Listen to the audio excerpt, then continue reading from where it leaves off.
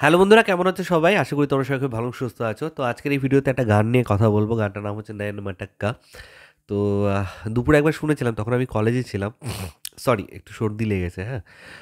তো আ সন্ধ্যেবেলা ঘরে ফেরার পর আবার গানটা দেখলাম।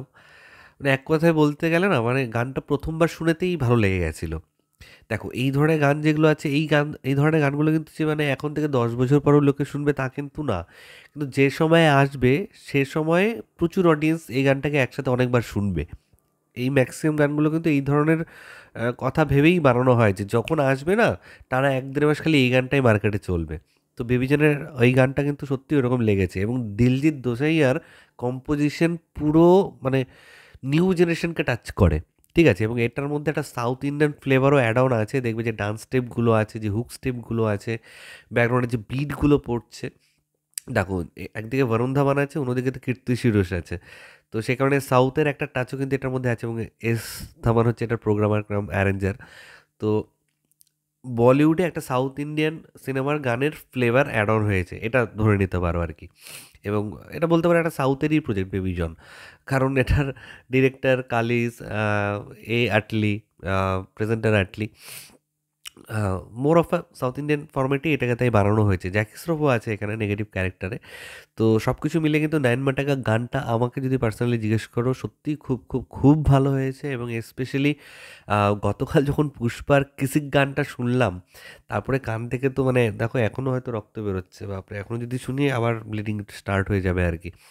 তো সেই গানটা শোনার পর তো এই ধরনের গান আরও বেশি বেটার ফিল হচ্ছে আরকি। মানে 'পুষ্পার' শেখা উচিত। রীতিমতো শেখা উচিত যে আম অডিয়েন্সকে টেকেন ফর গ্রান্টেড কখনো ভাবতে নেই। কক্ষনো ভাবতে নেই। পুষ্পা কিন্তু সেই ভুলটা অলরেডি শুরু করে দিয়েছে। এখন আমি জানি না 'পুষ্পা দ্য রুলের' গল্প কী হবে? দেখা গেল জাস্ট একটা গল্পকে মানে পার্ট 1 সাকসেসফুল হয়ে গেছে বলে পার্ট 2 তে তার জার্নি সেরকম বলতে নেই। জাস্ট এটা করছে, ওটা করছে, একটু ভিজুয়ালি দেখিয়ে দিলাম।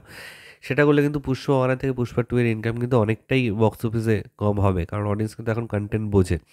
ফার্স্ট ডে বা সেকেন্ড ডেতেই মানে ওয়ার্ড অফ মাউথে বুঝে যাওয়া যায় যে একটা সিনেমা কোন দিকে যেতে চলেছে। বড় বাজেট নিয়ে বানালেই হয় না। কারণ 'বাহুবলীর' পরে কিন্তু প্রভাসেরও প্রচুর সিনেমা কিন্তু বক্স অফিসে মুখ থুবড়ে পড়েছে। এটা মাথায় রাখতে হবে।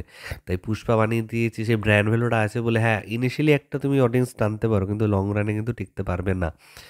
এবং আল্টিমেটলি দেখো, একটা সিনেমা বক্স অফিস ইনকাম করলো, কিন্তু উঠতে বসতে লোকে যদি খিস্তি মারে যে পার্ট 2 কেমন বানিয়েছে, তাহলে ওই টাকা দিয়ে মানে তুমি কী করবে? খেয়েও শান্তি পাবে না, ঘুমিয়েও শান্তি পাবে না।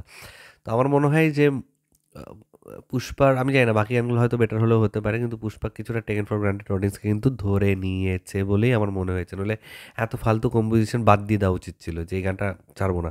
পুষ্পায়নের গানগুলো কত লেভেল আপ ছিল। ঠিক আছে, আমি নায়নমাটাকে বলতে, বলতে পুষ্পাতে চলে গেছি, তাই না?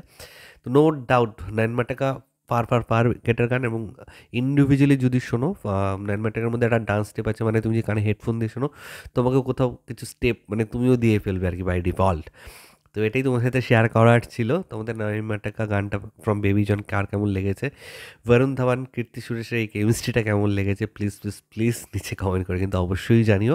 এবং আমার ভিডিওটা ভালো লেগে থাকলে লাইক, কমেন্ট আর শেয়ার করতে একদম ভুলবে না। চ্যানেলটাকে যারা প্রথমবার দেখছো, নিচে যে রেড সাবস্ক্রাইব বাটনটা আছে সেখানে ক্লিক করে নাও। পাশে একটা বেল আইকন আছে, সেখানে ক্লিক করে অল অপশনে ক্লিক করে নাও।